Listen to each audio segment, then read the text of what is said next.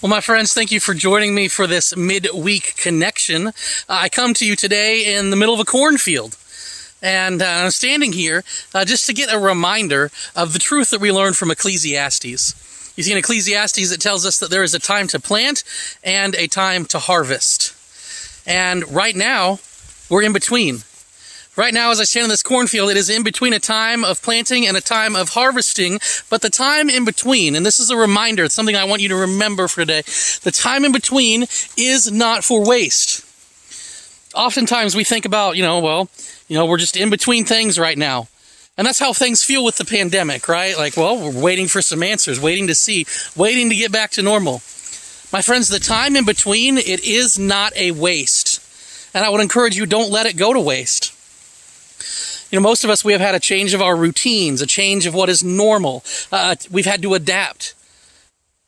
Well, that time wasn't wasted. You were able to see that your life can be flexible. You can make those changes. You can develop new habits that were needed during this time. The time in between is not a time of waste. It is a time of growth. It is a time of change. It is a time, hopefully, that brings about a more bountiful harvest. You cannot plant and then expect to harvest the next day. It takes time for growth. It takes time for change and development. My friends, what is God doing in your life right now? What seeds have been planted that are not yet ready to harvest in your life, but are growing, are developing? What habits are you working on so that you can experience the fruit later, so you can experience a better harvest later?